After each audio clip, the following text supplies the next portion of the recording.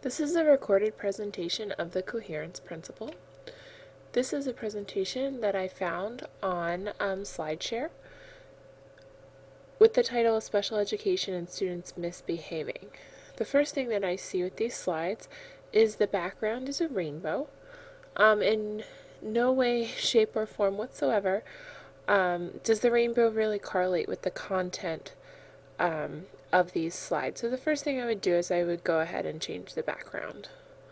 I'm going to change the background to just a plain white for now. It's going to switch the entire presentation. It's going to add a little more contrast. It's going to be easier to read with the black text, as well as the busy background that doesn't add to the quality of the presentation.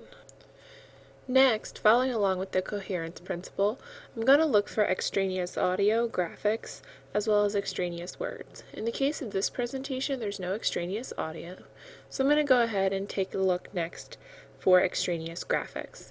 The first one I see is on this initial slide, particularly of the student down here on the left-hand side that is displaying a poor grade. It really doesn't follow along with the content, as well as it's implying that poor grades and misbehavior are related. And we don't know yet whether the content supports that theory. So I'm going to go ahead and remove that extraneous graphic. And I think this one is okay to leave, but it really doesn't add much to the presentation. So for the purposes of focusing on quality and addition of graphics to the presentation, I'm going to go ahead and remove this one as well. I'm going to do a bit further editing with this slide. I'm going to go ahead and capitalize the M here in the title, as well as I'm going to adjust this title to say students misbehavior.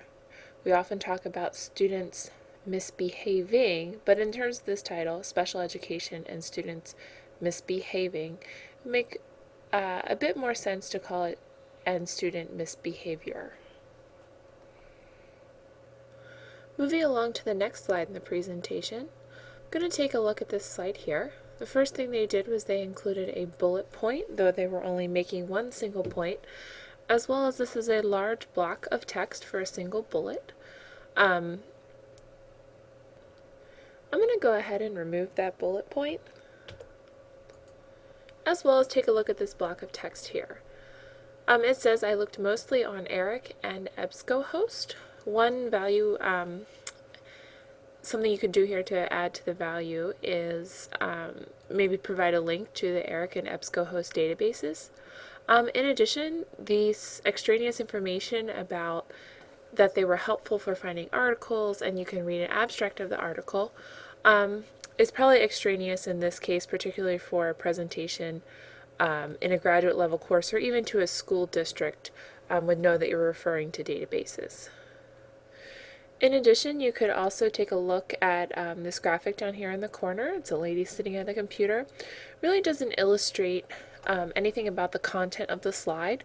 One thing you could do is you could potentially use the ERIC and EBSCOhost if you can find the logo for them and make the logo hyperlinks out to those databases. It would be more valuable graphics to add to this slide rather than the generic clip art of the woman sitting at the computer. We're going to take a look at one last slide. This is the third slide in the presentation, and this presentation actually has much more to offer than what meets the eye. Though it's not apparent here from the editing view, this is actually a link to the article, and this is a summary of an article. In addition, this is really an irrelevant graphic. Doesn't illustrate anything about the emotional problems that are described in this article. So I would go ahead and remove that.